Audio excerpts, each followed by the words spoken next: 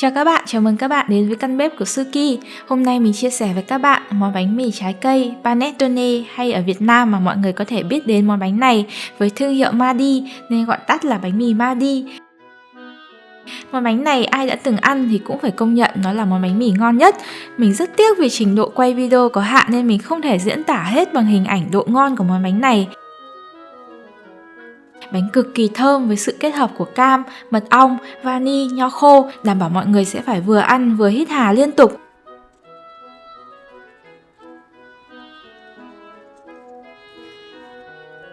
Kết cấu bánh thì bông xốp, thậm chí nhiều người cũng đã từng đặt câu hỏi đây là bánh mì hay là bánh bông lan vì khó mà có thể phân biệt được. Khẳng định chung lại thì nó là bánh mì mang kết cấu của bánh bông lan.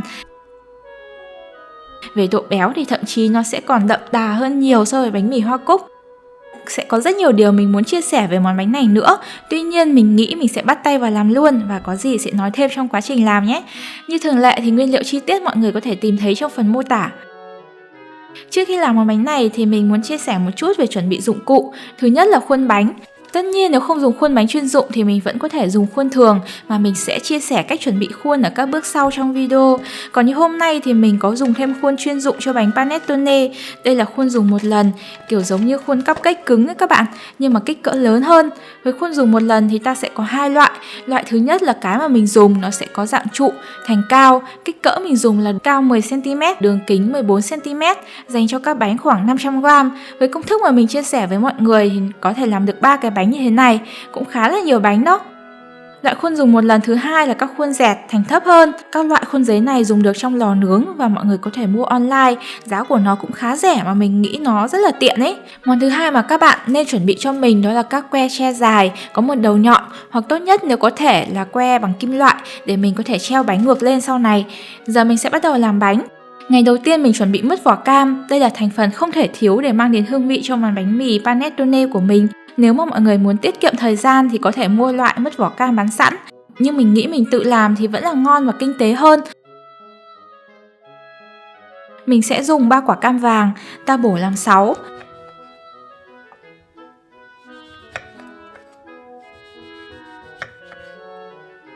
Rồi bóc lấy phần vỏ. Phần ruột cam mọi người có thể dùng để ăn tráng miệng, bổ sung vitamin C chống cảm cúm mùa lạnh.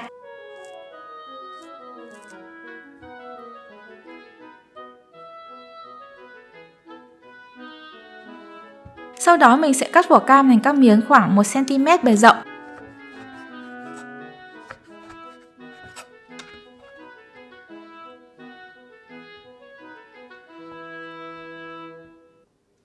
Mình bắc lên bếp nồi nước, ta sẽ cho vỏ cam vào từ lúc đầu. Không đậy vung. Ta đun đến khi nước sôi thì hạn lửa vừa, đun thêm khoảng 2 đến 3 phút. Phần nước đun sẽ hơi vàng vàng, mình đổ phần nước này đi vì vỏ cam tiết ra nó khá là đắng. Mình tráng qua vỏ cam dưới vòi nước lạnh cho nó nguội lại. Sau đó ta lại tiếp tục cho lên bếp đun, lặp lại quá trình thêm 2 lần nữa, tổng cộng là 3 lần. Sau khi đun thì vỏ cam sẽ tương đối chín, nó không còn vị đắng nữa mà chỉ còn vị hơi the the thôi. Sau khi vỏ cam đã được thì mình bắc lên bếp, gồm có đường và nước. Mọi người thấy lượng vỏ cam, đường, nước là bằng nhau luôn. Nếu ai thích thêm mật ong nữa thì mình có thể cho. Mình có thể thêm một chút xíu nước để nước ngập vỏ cam tốt hơn. Sau đó mình sẽ đun ở lửa thật nhỏ trong vòng 1 tiếng đến 1 tiếng rưỡi. Sau khi đun vỏ cam sẽ chuyển trong suốt, ta sẽ cho vỏ cam ra rách, phơi cho đường keo lại. Mình sẽ có khá thời gian để phơi từ giờ cho đến khi dùng đến mứt vỏ cam để làm bánh, nên cũng không phải quá lo lắng lắm. Tuy nhiên nếu muốn nhanh hơn thì các bạn có thể cho vào lò nướng ở 100 độ. Sau khi khô thì vỏ cam sẽ keo và hơi cứng lại. Để bảo quản thì mọi người có thể để nguyên vỏ cam như thế này, dưới thêm một chút siro đường như các hộp mứt vỏ cam người ta bán sẵn để làm bánh. Hoặc nếu để ăn thì sau khi phơi xong mọi người có thể áo qua một lớp đường mỏng, hoặc cũng có thể nhúng sô-cô-la rồi bọc kín trong túi.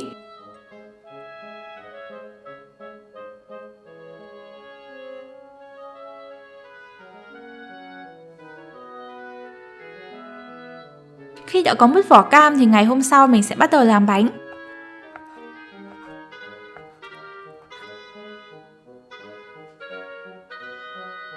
Món bánh này khi làm sẽ tốn khá nhiều thời gian ủ để kết cấu và hương vị của bánh được hình thành. Nhưng cách làm của nó thì chỉ trộn và trộn thôi, không quá phức tạp đâu các bạn ạ. Đầu tiên mình sẽ ủ phần bột cái. Theo như truyền thống thì người ta sẽ dùng men chua hay men tự nuôi, nhưng mình thì mình sẽ dùng men sẵn để có thể tiện dụng khi mình tự làm bánh ở nhà. Mình cho vào bát 7g men nở khô, nếu mọi người dùng men tươi thì sẽ dùng 20g. Sau đó mình cho vào nước ấm, khuấy cho nó tương đối hòa tan.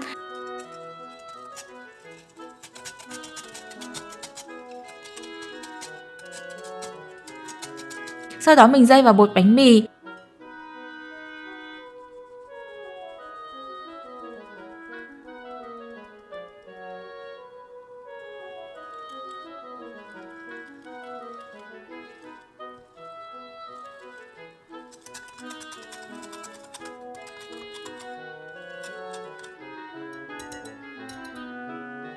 Mình sẽ đậy kín và để cho nó ủ khoảng 30 phút nếu trời nóng và 1 giờ nếu thời tiết mát. Như mình thì thời tiết chỗ mình hơi lạnh nên mình sẽ để nó ủ cạnh lò sưởi khoảng 1 giờ. Trong lúc đợi thì mình sẽ chuẩn bị các hương vị cho bánh. Đầu tiên là nho khô. Mình dùng 2 loại nho khô, nho đen và nho vàng. Mình cho tất cả nho khô vào hộp. Mình cho vào rượu rum. Mọi người cũng có thể dùng các loại rượu trái cây khác tùy thích nhé. Rượu để ngâm nho sẽ làm gia tăng hương vị cho nho khô của mình và làm cho nho khô thấm được ẩm, sẽ nở ra và mềm hơn, không làm cho ruột bánh của mình bị khô đi. Thay vì dùng nho khô thì mình cũng có thể thay bằng các loại trái cây khô khác, ví dụ như mơ, đào, nam Việt quất hoặc quả anh đào khô seri. Mình lắc đều hộp. Mình để hộp này qua đêm để cho nho thấm đều rượu. Thỉnh thoảng rảnh thì mọi người có thể lắc qua để nó được ngấm đều. Tiếp theo là mình chuẩn bị phần vỏ cam và chanh. Hôm nay mình dùng vỏ 2 quả cam vàng và 1 quả chanh vàng. Mọi người có thể bỏ qua phần vỏ chanh cũng ok, nhưng mình nên có hương vị cam để bánh của mình thật thơm, đúng chuẩn. Nếu mọi người không dùng vỏ cam vàng thì có thể thay bằng tinh dầu hương cam có bán sẵn ở các hàng nguyên liệu làm bánh.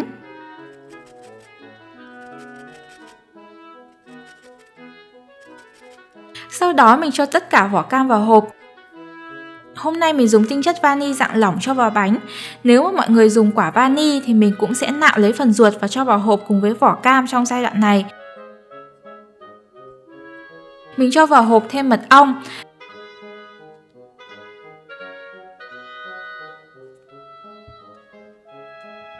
Ta cũng sẽ để hộp này qua đêm ở nhiệt độ phòng. Việc ngâm trong mật ong qua đêm sẽ làm các hương vị trong vỏ cam được tiết ra nhiều nhất, làm bánh của mình thơm hơn rất là nhiều.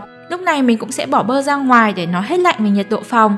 Sau đó khi men đã được để nghỉ thì mọi người thấy là nó sẽ nở bông xốp như thế này. Do lúc bưng mình không cẩn thận chứ thậm chí nó còn nở cao hơn nữa các bạn. Sau đó mình sẽ bắt đầu trộn phần bột thứ nhất. Thành phần nguyên liệu như sau. Mình rây vào bát bột bánh mì. Chú ý là với món bánh này từ đầu đến cuối thì mình cần dùng bột mì có hàm lượng protein cao hay là bột bánh mì, vì kết cấu của bánh cần rất chi là bông xốp, thêm vào đó là rất nhiều chất lỏng và bơ, thêm hoa quả khô nữa nên bột của mình cần đủ khỏe để nâng đỡ được lượng lớn thành phần đó.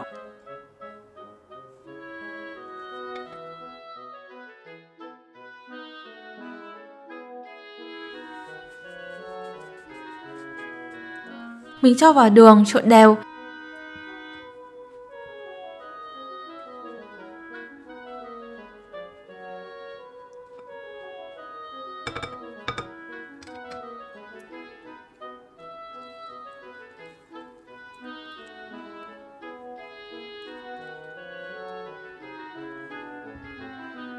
Ta sẽ trộn bằng que xoắn của máy trộn.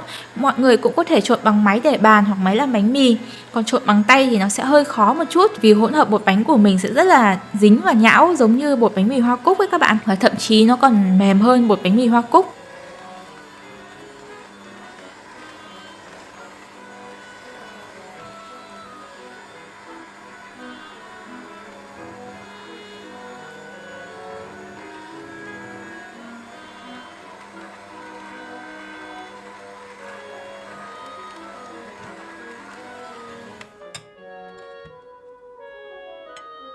Khi nó hòa quyện tương đối thì mình cho vào lòng đỏ trứng. Mình dùng tổng cộng 5 lòng đỏ.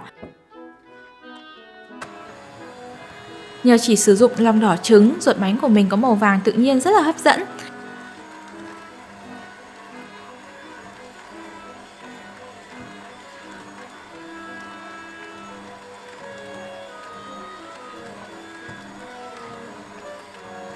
Mình sẽ nhồi khoảng 10 phút.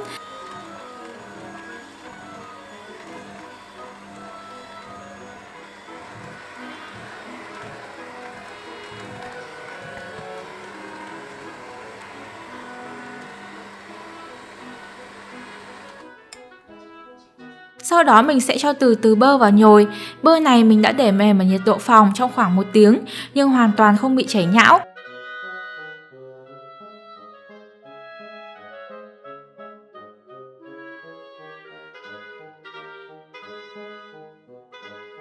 Giống như bột bánh mì hoa cúc, để tránh cho bột bánh bị tách bơ trong quá trình nhồi thì mình sẽ cần đảm bảo khối bột không bị nóng lên. Nếu mà trong quá trình nhồi bột bị nóng lên thì mình sẽ để bột vào tủ lạnh vài phút nhé. Giờ thì trời cũng bắt đầu lạnh hơn rồi, thế nên có lẽ mọi người cũng không phải quá lo lắng về chuyện bị tách bơ đâu. Món bánh này sẽ được bán nhiều nhất vào thời điểm dịp Noel và đón năm mới ở châu Âu. Nó có nguồn gốc từ Ý nhưng mà mình ở Pháp thì vẫn thấy bán rất nhiều dịp Noel.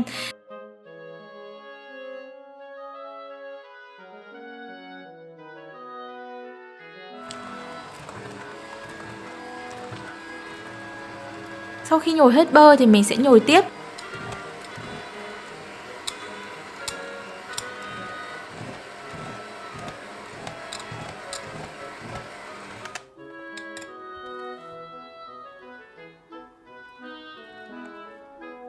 Cho đến khi mà bột kéo màng tốt như thế này.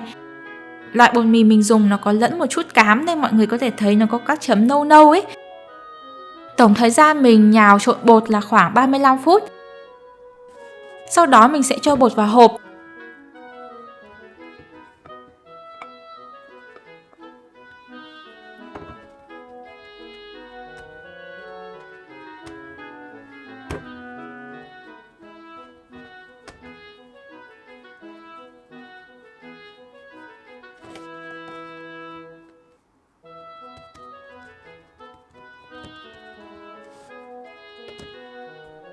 Ta đậy ni lông để tránh cho bột bị khô. Mọi người đậy lỏng ra một chút, không bọc sát mặt bột để nó có thể nở tiếp nhé.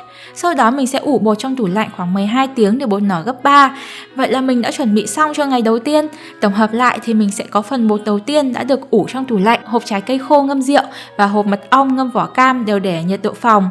Ngày thứ hai cũng là ngày mẻ bánh của mình sẽ được ra lò. Mọi người thấy là bột bánh đã nở rất lớn.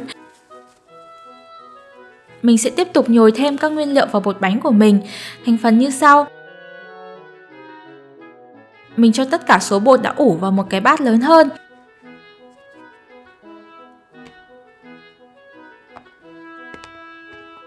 Mình dây vào bột bánh mì. Tại sao bánh panettone này lại được nhồi 2 lần? Thì mình được biết là việc này sẽ làm kết cấu của bánh được hình thành khi thành phần của nó có rất nhiều chất béo và hoa quả khô.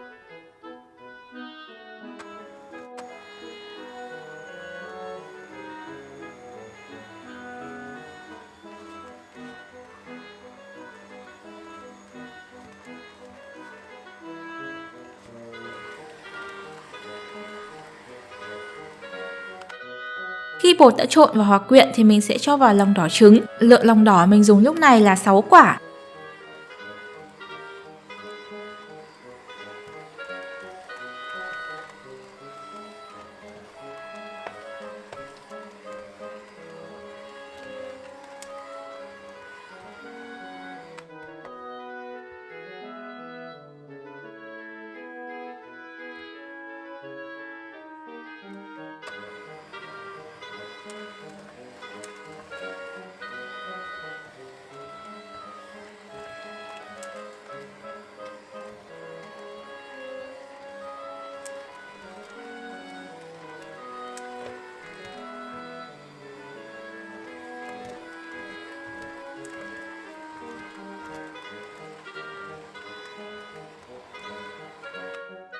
Khi đã nhồi vào hết số trứng thì mình sẽ nhồi tiếp bơ vào. Các bạn thấy là lượng trứng và bơ cho vào bánh rất là nhiều, giữ cho bánh của mình để được lâu mà vẫn giữ được độ ẩm, không bị kém ngon đi chút nào luôn. Tương tự thì mình cần chú ý là không để khối bột quá nóng sẽ làm bột bị tách bơ nhé.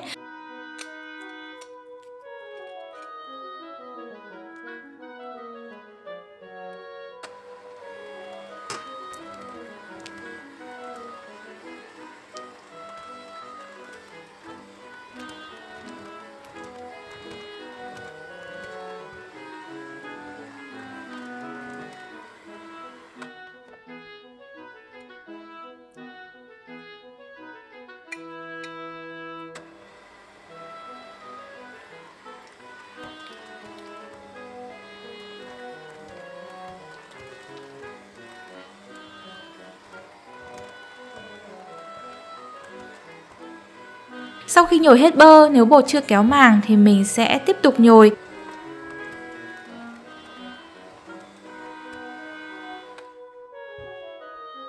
Mình sẽ nhồi đến khi nó tạo màng là được. Tổng thời gian nhào của mình từ đầu đến khi bột kéo màng là khoảng 35 phút, giống như ngày hôm qua.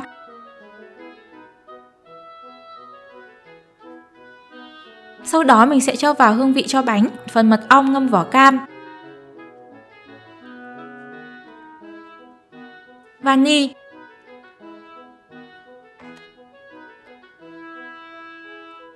trộn đều.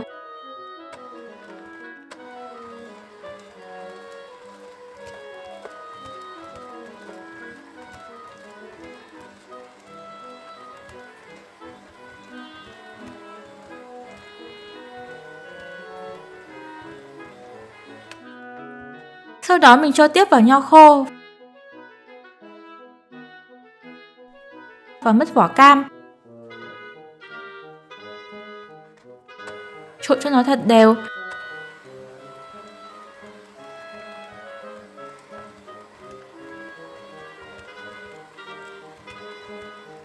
Lúc này thì mình đã bắt đầu ngửi thấy tất cả các hương vị hòa quyện trong bột cực kỳ hấp dẫn rồi.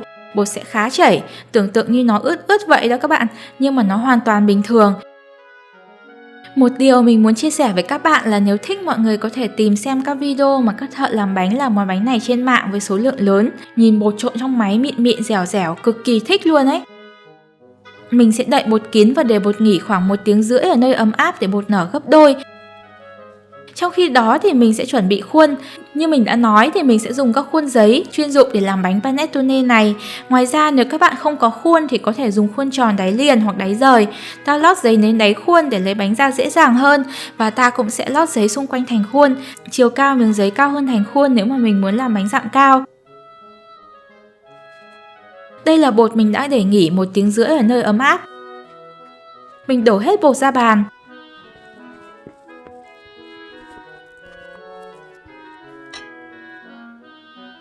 Ta dùng một miếng nhựa để nhồi sơ qua miếng bột.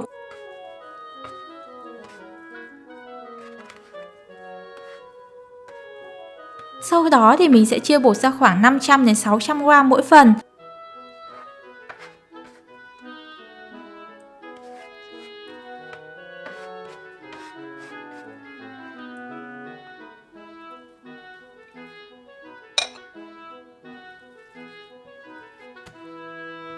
Để bột có bề mặt mịn thì mình dùng 2 tay nhấc bột lên rồi gập lại. Cứ như vậy, bột rất là dính nhưng mà không sao nhé mọi người. Sau đó ta sẽ dùng tay xoay tròn mép dưới miếng bột cho nó được tròn đều.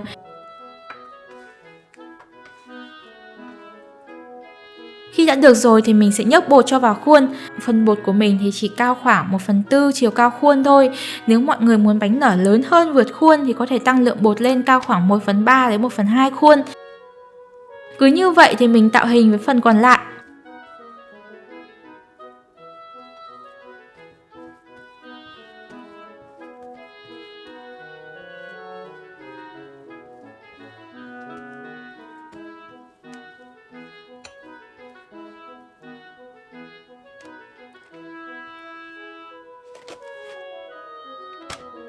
Các khuôn bánh mình sẽ đậy kín bằng màng bọc ni lông. Khi mà bột nở lớn lên chạm vào màng bọc thì nó sẽ không bị dính nhé các bạn.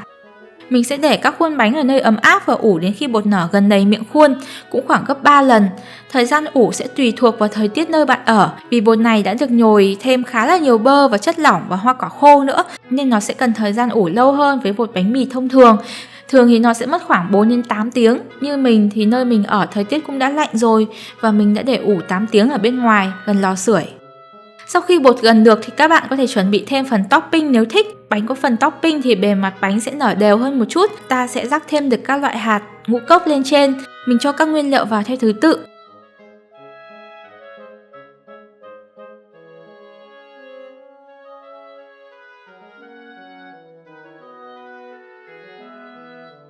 Phần topping này ngoài ra còn giúp cho mình tận dụng được một phần lòng trắng trứng nữa, dù là không nhiều lắm. Trộn đều hết lên là xong.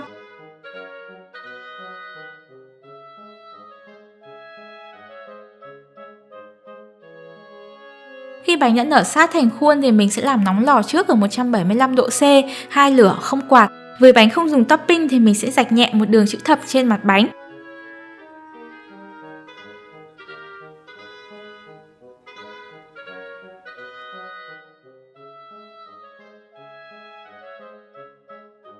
Sau đó cho một miếng bơ vào giữa, cỡ khoảng 15g. Nếu dùng topping thì mọi người sẽ quét topping lên đều khắp mặt bánh.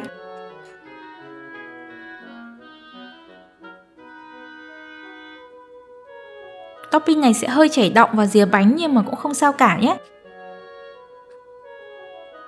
Mình sẽ rắc một lớp đường bột lên trên, mọi người thấy là đường bột sẽ nhanh chóng thấm vào topping.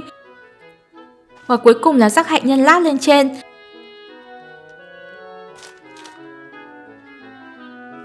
Mình sẽ nướng bánh trong lò đã làm nóng ở 175 độ C trong vòng 50 phút. Mọi người nên để thấp hơn rãnh giữa khoảng 1 đến 2 nấc vì bánh này đã khá là cao và nó sẽ còn nở cao thêm nữa. Sau khoảng 15 phút đầu, nếu mà mặt bánh vàng nhanh do có mật ong thì mình có thể che một cái giấy bạc lên trên mặt bánh. Hoặc nếu mà lò nhà bạn nào lớn thì mình có thể để một cái khay nướng ở rãnh trên cùng. Bánh sau khi nướng thì mình sẽ ngay lập tức xiên que vào đáy bánh và quay ngược bánh xuống. Mọi người có thể dùng 2 cái ghế cao để kê lên như mình, hoặc kê lên 2 cái hộp cao bằng nhau và cao hơn bánh. Mình sẽ treo bánh như thế này đến khi bánh nguội hoàn toàn, vì bánh panettone rất là ẩm với kết cấu bánh nở cao và khá là yếu. Việc treo bánh này rất quan trọng để tránh cho bánh của mình không bị xẹp nhé. Sau khi bánh đã nguội thì mình có thể thưởng thức được rồi. Để bảo quản bánh thì mình sẽ để trong túi kín. Túi của mình không được đẹp cho lắm, nhưng mà mọi người có thể dùng mấy cái túi kiểu gói quà, thắt nơ các thứ, làm quà tặng là chuẩn luôn. Nhờ có nhiều chất béo nên bánh của mình sẽ để được lâu, lên đến 1 tuần mà vẫn không bị khô cũ hay mất đi hương vị. Vậy là hôm nay mình đã chia sẻ với các bạn cách làm bánh panettone gần với truyền thống nhưng lại được làm tại nhà. Món bánh này rất là ngon, hợp với thời tiết se lạnh. Mình nghĩ mọi người nên thử một lần. Thực sự với mỗi mẻ bánh làm ra, mọi người sẽ cảm nhận được cả một không khí châu Âu mùa lễ hội về với căn bếp. Đây thực sự là món bánh mì mình thích nhất từ xưa đến nay. Nếu các bạn thích video này thì hãy like và đăng ký kênh của mình, ấn vào nút chuông nho nhỏ bên cạnh để không bỏ lỡ các video mới nhất. Hẹn gặp lại các bạn trong video tới.